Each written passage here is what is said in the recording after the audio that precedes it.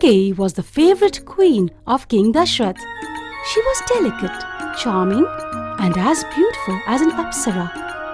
Kaikeyi was the youngest of the 3 queens. King Dashrath had married her because of the inability of his 2 queens to have a child. She was loved and respected by all as she was intelligent.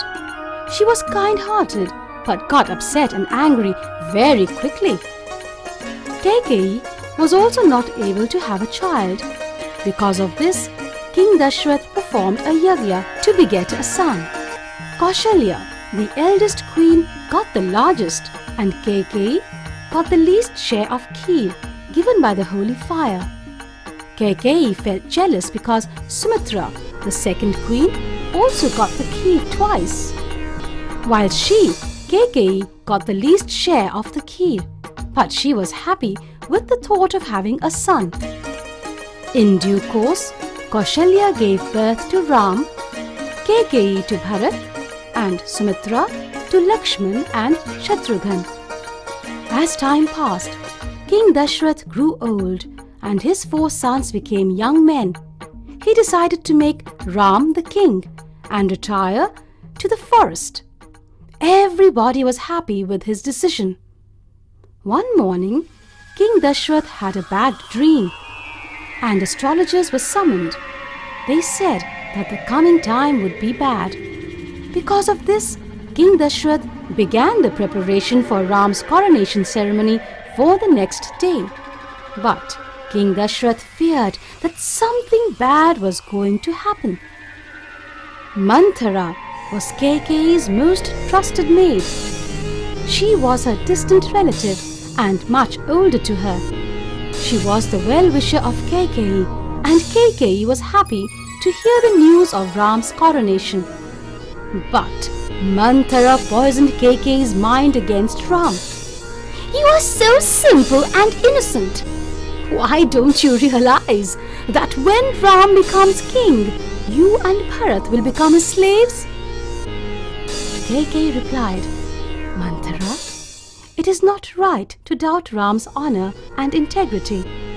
He loves and respects me like his mother, and he also loves his brother Bharat." Hearing this, the cunning Manthara said, "Alas, Ram is only pretending. Kaushalya hates you, as you are the king's favorite queen.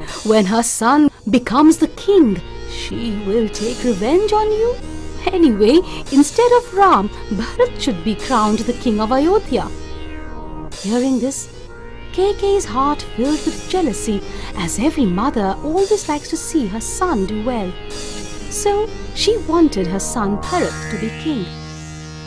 Manthara continued to poison Kaikeyi's mind. Manthara said, "O queen, think about it. If their intentions are not evil and wicked, why this haste? Can't they hold the coronation ceremony after Bharat returns from your father's kingdom? But this is an evil plot to keep Bharat away." Kaikeyi was cultured and sensitive, but hearing this, her mind was filled with grave suspicion and bad thoughts. As she had little knowledge of the world, she could be easily deceived, and she could be very stubborn. All she could now think of was, Bharat should be crowned the king. Manthara said to Kaikeyi, "I have thought of the way to ensure that Bharat is crowned." Kaikeyi asked, "What is that way?" Manthara said, "We will kill 2 birds with 1 stone. Bharat will be crowned and Ram will be exiled." Kaikeyi said, "It will be good to crown Bharat as the king, but why should Ram be sent to the forest?" Manthara said, "You are so simple. Don't you understand that if Ram remains here, he would overthrow Bharat?" Kaikeyi lost her ability to think, and now she only wanted to see Bharat crowned the king. Manthara said to Kaikeyi, "Do you remember that once, when King Dashrath was wounded in a battle against King Shobara, you saved his life? He said, Ask me for boons." Keikei immediately said, "Ah, yes, I remember. I had said to him that I don't want anything now. I will ask for my 2 boons later." Manthara said firmly, "Ask for the first boon that Bharat should be crowned the king. For the second boon, ask that Ram should be sent to the forest." Manthara convinced Keikei, and finally she agreed. Now she said to Keikei, "Go to the room, throw away all your ornaments, get angry, lie on the floor, cry loudly." Keikei started her drama and became a puppet in the hands of Manthara. Keikei. Whenever King Dashrath sat free from his administrative duties, he went to the palace of his favorite queen Keikei to relax. That day, he went to Keikei's palace after giving the orders of the preparation of the coronation ceremony. But he could not see her anywhere. He called her and heard Keikei's cries from the other room. King Dashrath saw her lying on the floor. Her hair was unruly. She was rolling on the floor like someone in great pain. King Dashrath was shocked. He lovingly asked her the reason for her cry. But she did not answer. She continued her drama for some time. After some time, she reminded him of the 2 boons. King Dashrath said, "Why are you crying over that? Ask me for the 2 boons. I promise to grant them now." Pleased, Keikei said, "You must fulfill your promise." The king said, "Sure, I will not hesitate to lay down my life to fulfill my promise." Keikei said, "My first wish is that Bharat must be crowned the king. My second wish is that Ram must be exiled to the forest for 14 years. King Dashrath was shocked. He fell down unconscious. After regaining consciousness, he tried to reason with Keikei, but she did not agree. She refused to listen to him. King Dashrath said, "I cannot live without Ram.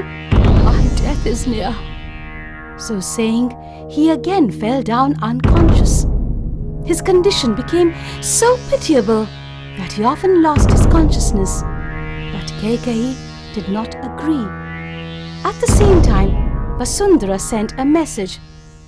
"The auspicious time for the coronation is approaching. The king is requested to arrive in the pandal." King Dashrath did not say a word. But Keikei said, "The king has not slept the previous night. He wants to see Ram." So Ram came over to see his father. He was shocked to see the state of his father. He asked him about his condition, but did not get an answer. Keikei told him about the 2 boons. Ram was calm. He said, "Is that all? I will go to the forest today." Everyone was filled with grief after listening to the news. Lakshman and Seeta also decided to go to the forest, and Keikei was condemned by all. Lakshman was angry. Ram said to him, "We should not be angry with Mother Keikei. She has always loved us. It is just fate that has made her think and behave in this manner. Even the great sages are helpless against fate. How can poor Mother Keikei resist it?" Ram, Seeta and Lakshman left for the forest, and the people of Ayodhya followed them. The whole city was full of grief, and Keikei saw Ram's departure from the balcony. She had a smile on her face, but in her heart she felt as if her own son was going away from her.